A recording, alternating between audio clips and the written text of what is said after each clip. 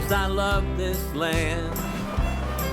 It takes my breath away.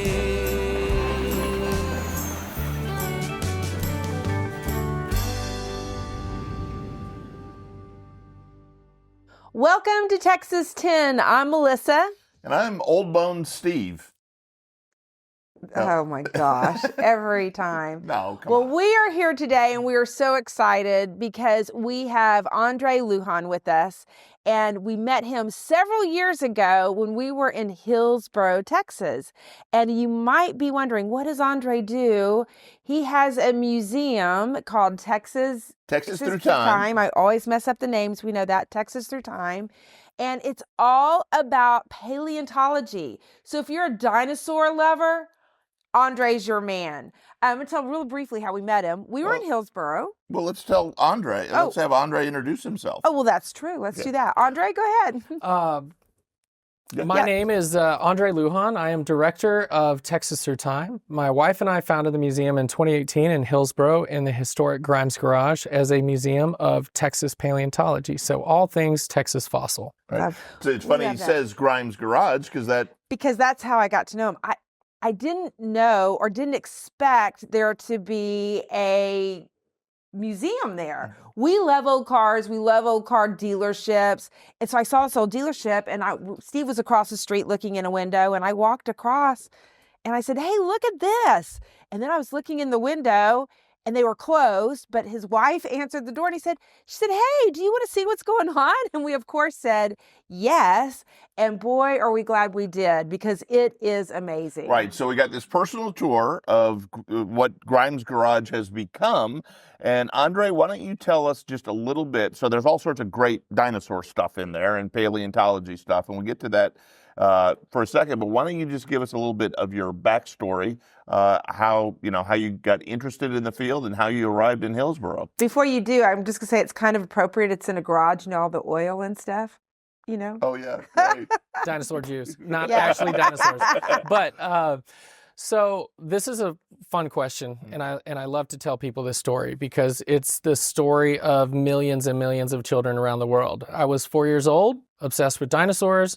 My parents took me to Dinosaur Valley State Park, and I remember opening the door and scrambling down the riverbank of the Paluxy and stepping in a dinosaur footprint and just being transported through time. Wow. So that was it. That made paleontology real for me. So the visits to the old Dallas Museum of Nature and Science at Fair Park were amazing, but you couldn't get close. You couldn't touch and be a part of the paleontology. So stepping in that dinosaur track really set me on the path to where I am today. All right. So you're a native Texan, is that right? I am. Okay. Yeah. Grew up in.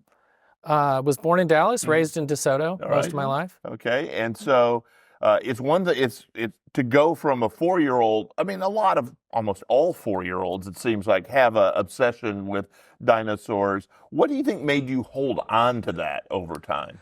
Well, it wasn't a straight line. So I was going to be an artist. That was kind of my whole plan. I love art, love painting and sculpting. And so that was my plan out of high school, was to go to art school. But I ended up taking a job as a DJ. And I love music too. Right. So I was a DJ for a short time, and then I got into dental laboratory technology. And that really taught me a lot of skills that cross over into the lab and preparation and things like that. The passion was always there. I was collecting on the weekends, so the hobby was still there. But all the jobs that I've done over the past 20 years added skills that allowed me to be prepared to make that leap of faith and just pursue my passion in paleontology.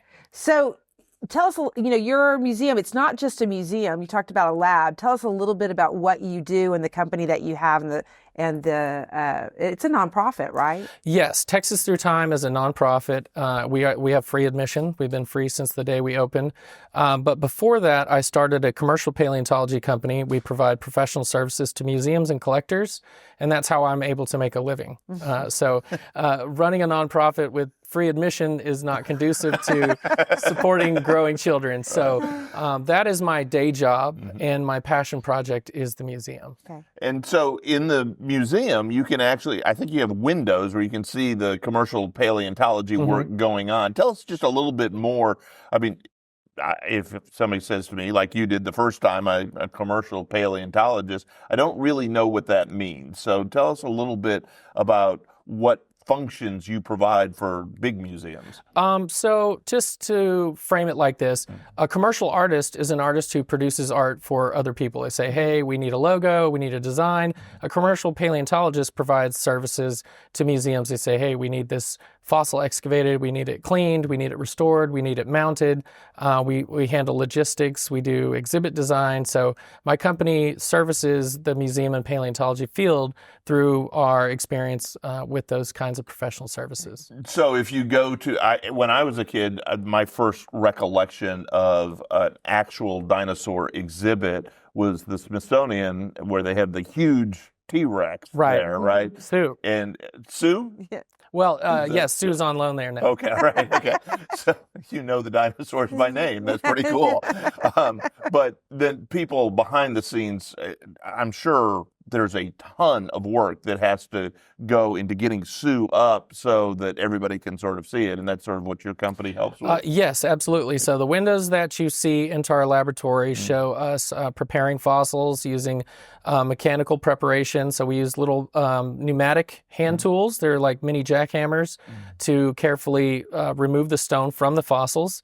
We use microabrasive cabinets, which are basically sandblasters, but we use media that's as fine as baking soda. Wow. Wow. Okay. Okay, so let's get back to Texas. So I'm fascinated to learn what kinds of dinosaurs and what kinds of creatures that you can find here in Texas, or that lived and roamed these lands.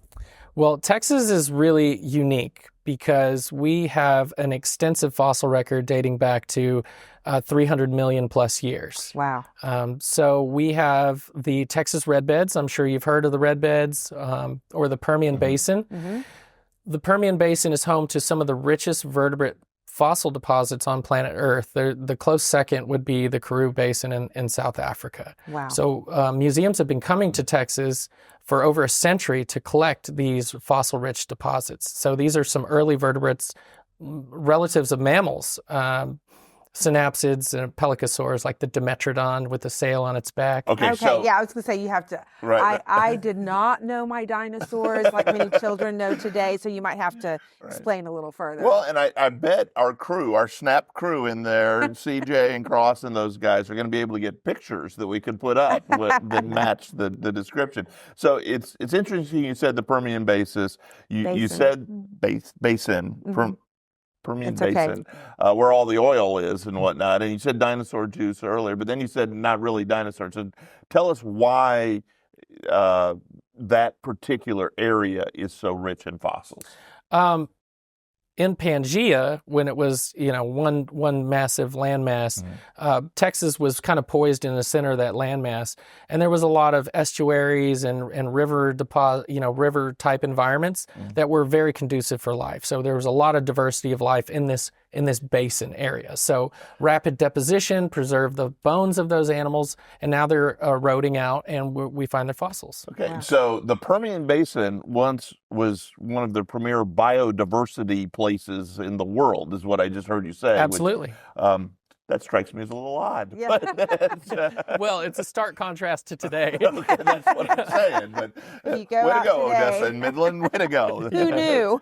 All right, so to sort of intertwine your story and the paleontology story of Texas, once you found that career path, how do you enter it? Wow, that is a really good question. Not easily, Right. I think would be the shortest answer, but I've always been a very passionate, visionary person, and I looked around, I said, I want to work in paleontology. I don't have a high degree. I have all these talents and all this knowledge. What do I do? So I just created a job. I started my company Paleotex in 2016, had a small laboratory in my garage in Red Oak, Texas, started hiring people, doing more jobs, going further afield to collect fossils, and it has grown into a massive company that's servicing museums around the world now. Wow. It's such remarkable. a great story. It really is remarkable. Congratulations Thank on you. that. So when did you decide to tack on the museum to that effort? So that was 2018. We had outgrown our house in Red Oak, family-wise and work-wise. And we started looking at Hillsboro. We had our first wedding anniversary dinner there at a little Italian restaurant called Frankie's. And it's kind of in between both of our families. So we thought it was a great place to move. It's still close enough to the airports that I need to use. And we started looking at old buildings, in which there were a lot of vacant buildings at that time, and looked in the window of the Grimes garage. And when I did, it hit me. I was like, wow, this is a perfect place to do my job. Right. But imagine a museum in this building. And so that was the start of a new adventure. Right. Well, tell people really quickly, let's take a break from the paleontology about how to get to the museum, because so many people go through Hillsboro and they're just on I-35. They don't think to, we think to get off the highways because that's what we always do. get off the highway. Always get off the highway. That's our number one rule for And of course, when you go to traveling. Hillsboro, it used to be known for the outlets, and now you've got the sign that says tear down our outlets.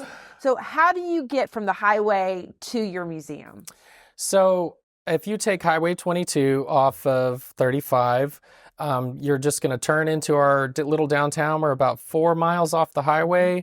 We have a beautiful courthouse that was restored thanks to massive efforts by our senators and Willie and friends. Willie and friends. Willie right, and from Abbott, friends. Texas. Yes, from Abbott, Texas. So he's a hometown boy. We have a new mural of Willie downtown right across from the go. museum. Okay, gotta go see that. So just a detour, just look up Hill County Courthouse and you'll find us. We're on the northeast corner of the square. You can't miss us. There's a dinosaur sculpture out front. Right. I mean, if you have kids, I'm telling you, and even if you're an adult, it was fascinating. It was kind of the afternoon we were there. Like I said, they were already closed.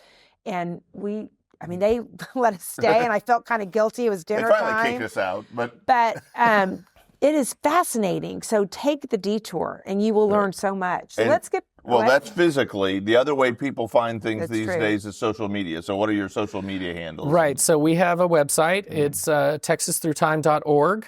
And we are on Instagram as well, Texas Through Time. You can find us on Facebook. And that's where all of our events and everything are going to be posted.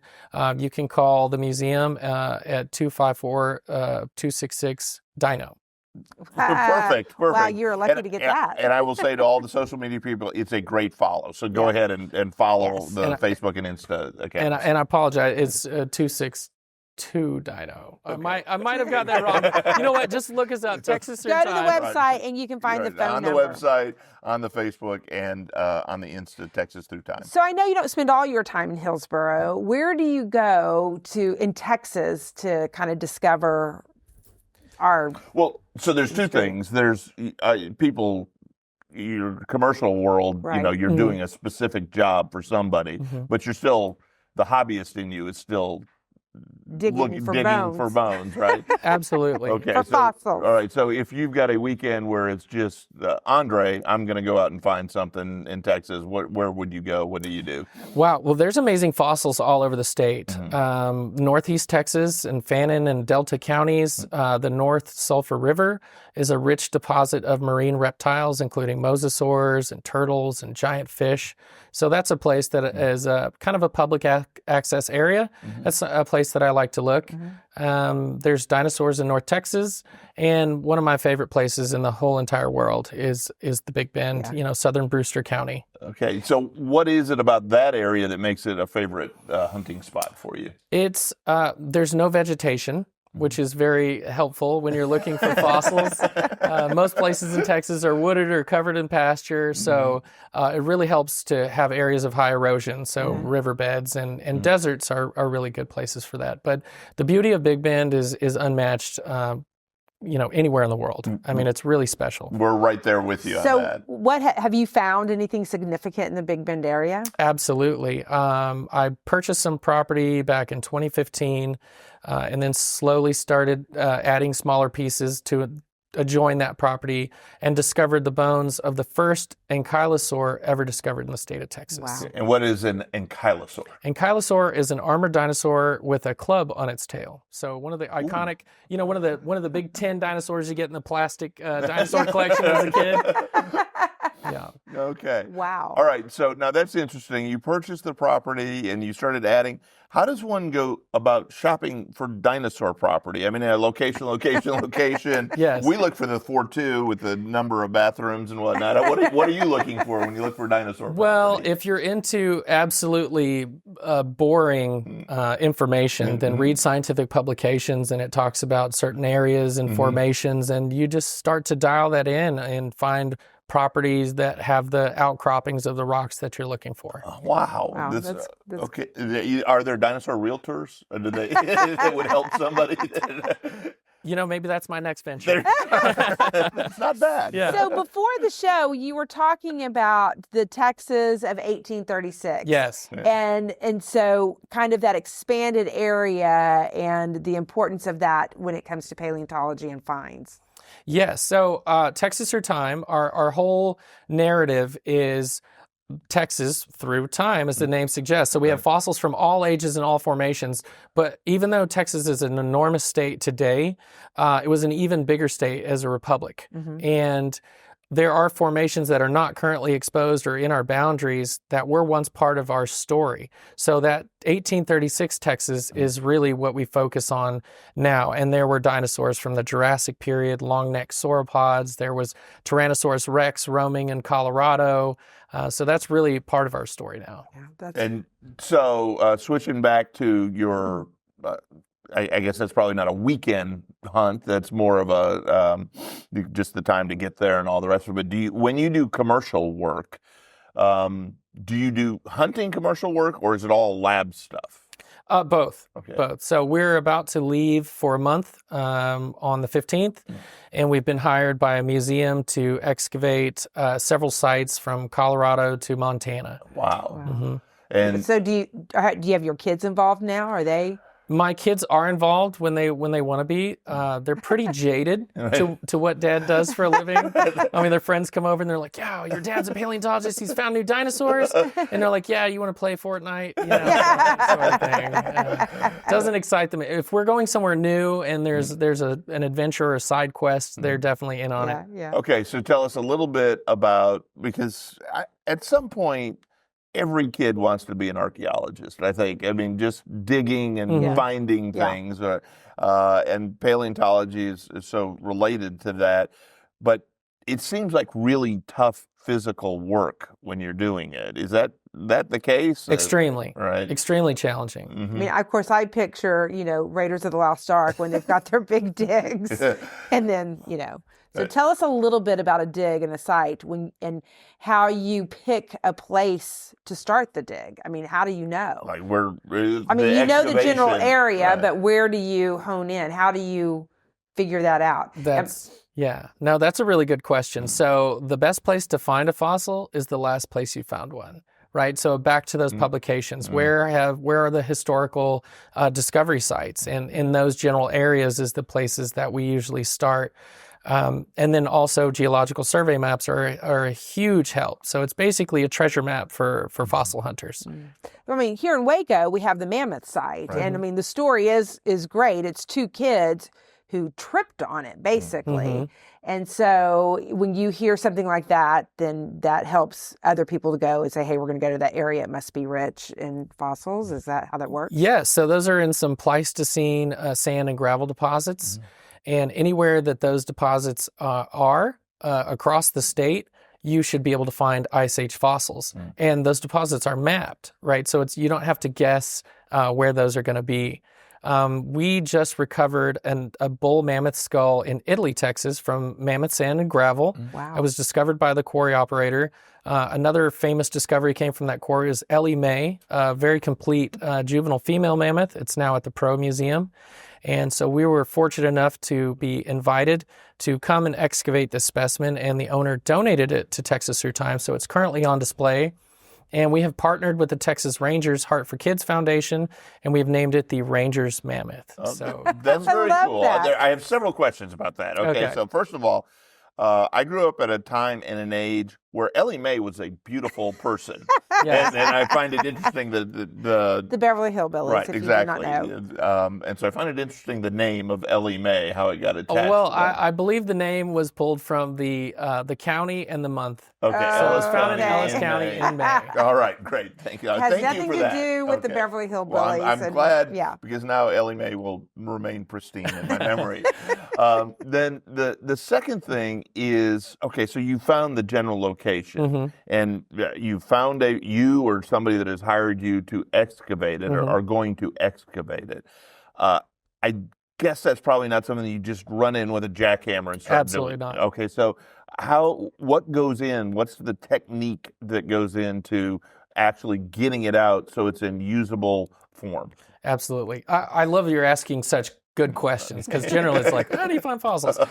So when we're on a site and we know that there is a fossil-bearing deposit, it becomes very forensic, right? So everybody is out there, hands and knees. We're looking for small fragments of bone, and that little bone trail is going to lead us to a bigger discovery. So we'll usually follow that trail of bones and start carefully excavating, and generally that turns into something, or it's an isolated find, or it could be a skeleton, or it could be a whole bone bed. And from that point, we create a horizontal quarry so we can meticulously excavate and map each bone in its place and preserve all that scientific information that's going to be important for researchers in the future. Wow. I would think, do you have any kind of I'm thinking about if I saw it, you'd probably take pictures. Are there any kind of like electronic or sensing tools, I don't know, that you use now? Well, Or is it still just the old fashioned with your little hammer and chisel and you're chinking away? So having seen Jurassic Park, like everybody who's obsessed with dinosaurs and the whole ground penetrating radar and the skeleton on the screen, I have tried to use GPR several times, ground penetrating radar, and the signatures of bones are just a little bit too small, and it really depends on the conductivity of the soil, which varies a lot in Texas, so it doesn't really work that well. But once we have the bones exposed, we can use LiDAR cameras to scan the surface, and we can create a 3D model, an accurate model of the entire surface of that quarry. Wow. This is fascinating, first of all, okay.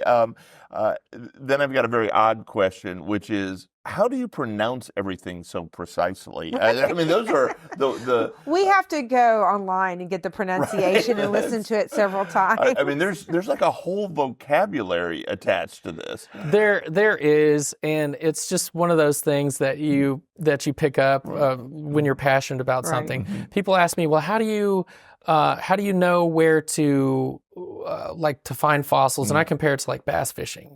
A bass fisherman can go to a lake, and it's the first time he's ever fished that lake during a tournament, and he gets to drive around the day before and okay, this is where we're going to fish. Well, why do you want to fish there? Because the environment is right. There's the right kind of cover and stuff for those fish.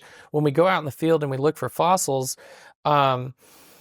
it's the same thing. They're like, well, there's great erosion there. There's a lot of flat areas that are going to collect those bones. But those bass fishermen have their lingo, and they're talking about, whatever it is. And paleontologists start to pick up that same kind of vocabulary, and that's how we communicate. If I'm out on a dig with you and your friend, I would be completely lost. You'll pick it up quickly. Okay. I would be like, is this rock? Is it a fossil? You'll pick it up quickly. All right. So that's an interesting question in terms of it as a field. So I think we all recognize little kids love this stuff. And then it's a funnel, right? Some go off and do other things and become more interested in baseball or guitar or whatever, but some remain focused. What do you see in terms of youth in your field? I mean, are they still passionate about it? We have volunteers that are 14 years old. We have volunteers that are 75 years old, retired doctors, retired engineers. Everybody has a passion for paleontology, for really discovery and adventure. And I tell people our brand is Adventure Paleo. right? So it's really about the camaraderie. It's about the team working together, accomplishing a goal. And you asked a really good question earlier, like, what does it look like when you go on a dig? Like, how do you prepare for that? And so a lot of times we're going really remote places. We have to bring all of our water, all of our food, spare parts for vehicles and machines, fuel. Everything has to be meticulously planned for every eventuality. Our doctor volunteer brings IV bags and trauma kits and suture kits, and because a lot of times, if somebody was injured seriously, it may be a half an hour to an hour before we can even get a life flight to us, if it's that quick. So you really have to be prepared, but that's part of the team building. Everybody's like, well, I have this skill, and we all kind of come together as a unit and just live this incredible adventure for weeks or months at a time. Wow. It sounds like a small army, sort of a logistics, and there's the actual people at the point of the sword, and there's a whole army behind them to make sure that can happen. Do you work with any universities or schools, where they maybe have internships with you or anything? We do. We're partnering with Lone Star College in Montgomery, the Montgomery campus. They have since founded a paleontology club. We've taken them out in the field, and we're trying to create a pathway, a job training certificate program for paleotechnology, so kids who don't want to pursue a high degree and be researchers or whatever, they can work in paleontology with trade skills, because there's a huge niche to be filled there. So yeah, I definitely see a lot of passion in our youth and a lot of people that want to enter the field. Well, that's great. You went from creating a job for yourself to creating a whole career path. Well, I need skilled labor too, so it's not completely benevolent, no. But it's wonderful to be able to share my experience and say, hey, if there's not a job for you, make one. Right. Well, you can. As an educator, I love that. And I love the fact that you can give kids this real life worldview of paleontology, because I'm gonna admit something here. I've never watched Jurassic Park. You never watched Jurassic Park. But are you passionate about dinosaurs, though? Passive interest. It's okay. There's no wrong answer. I have a passive interest. Like, I think it's fascinating. She was the day we went to your museum. Okay. I think it's fascinating, but I was never the kid who wanted to go dig and get dirty and find things. She wants to be clean. But my grandson, I mean, he would be. I mean, he would love it. All right. So before we were talking about our podcast and whatnot, and you said you were sort of interested in podcasts, and so I was going to say you need a podcast. Right now, I'm going to back off that. You need a television show. Yeah.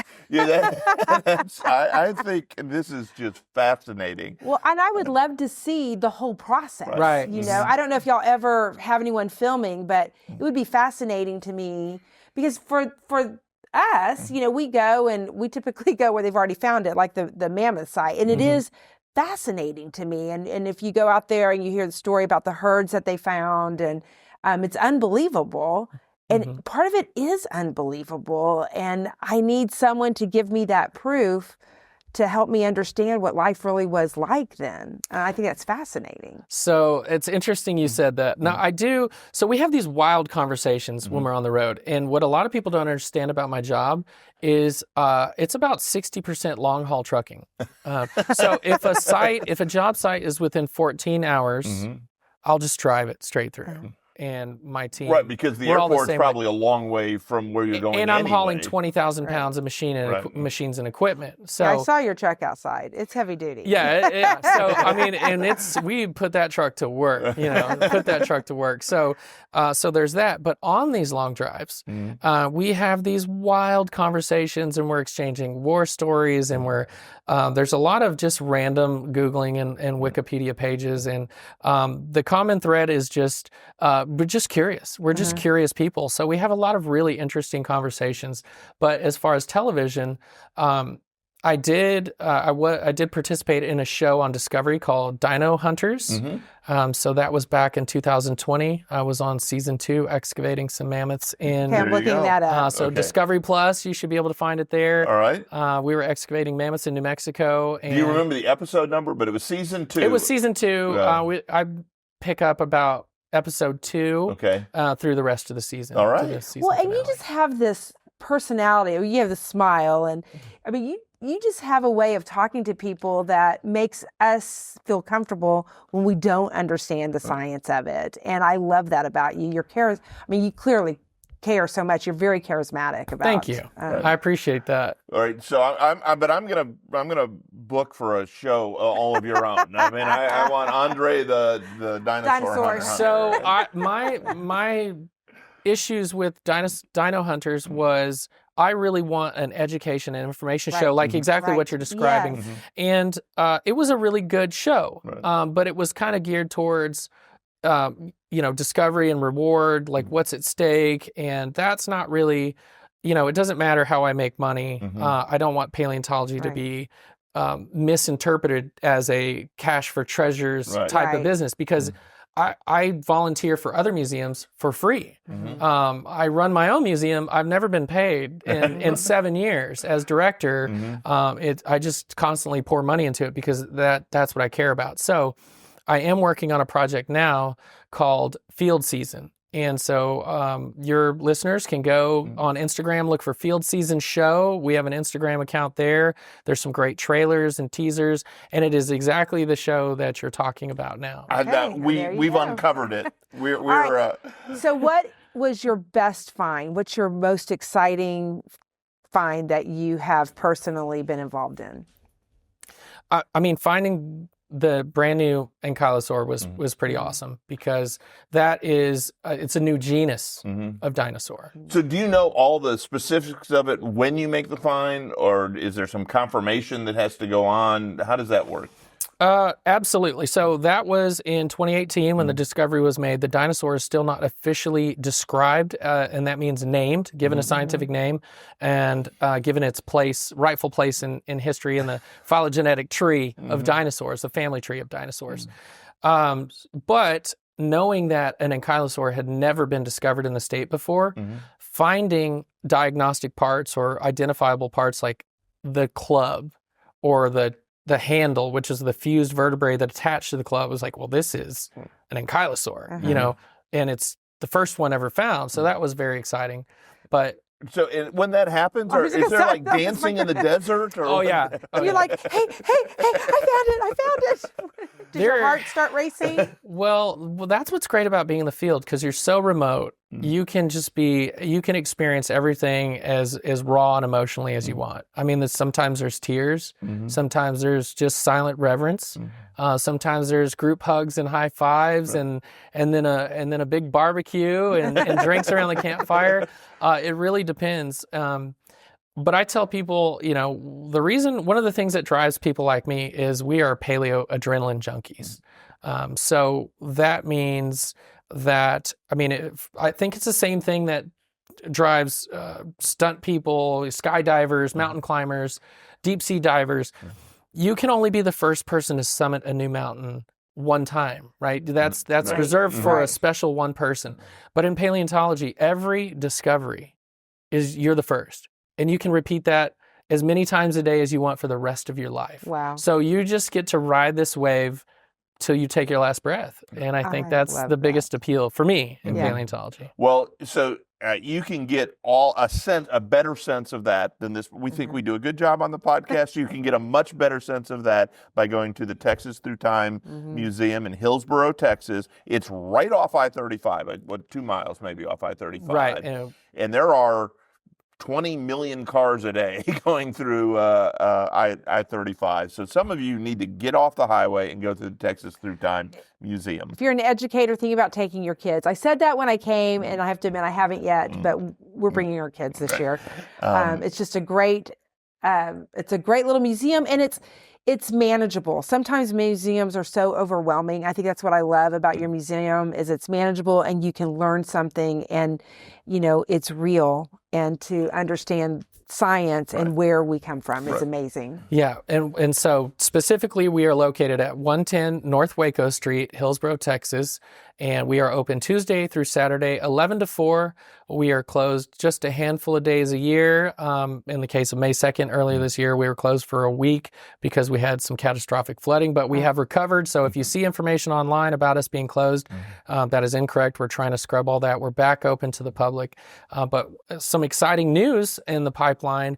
We were gifted a 40,000 square foot historic building. It was the old Hill College building in Hillsboro from the Hillsboro Independent School District. And we are currently working on raising funds and renovating that to be our permanent home. Well, that's exciting. High five on that. We'll do the dance. Yeah, The absolutely. paleontology dance. That's a different sort of find, isn't it? It is a different sort of find. Right. So we've been able to do some urban archaeology in that building and discover some school history. Right. And if y'all can't tell, I love this. His shirt, it's very subtle, but has dinosaurs all over it.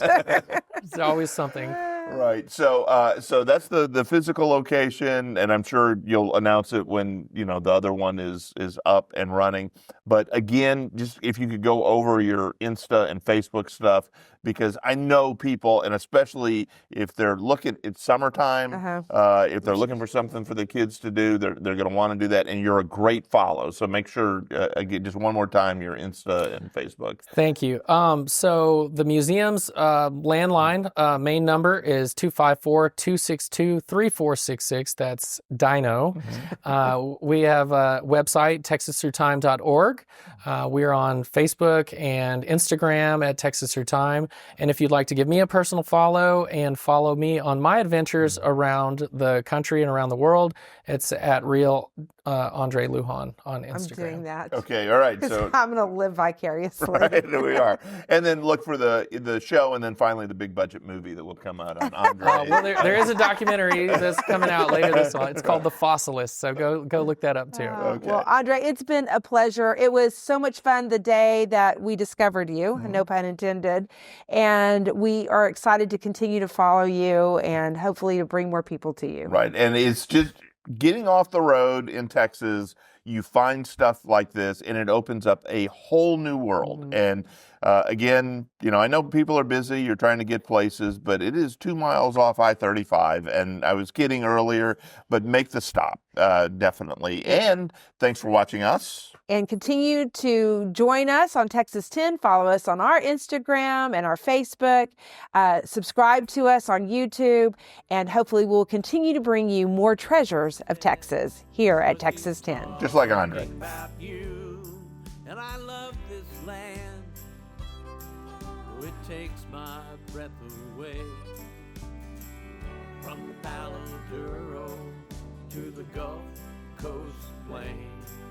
From the heart of the hill country to the piney wood shade, I love this land. It takes my breath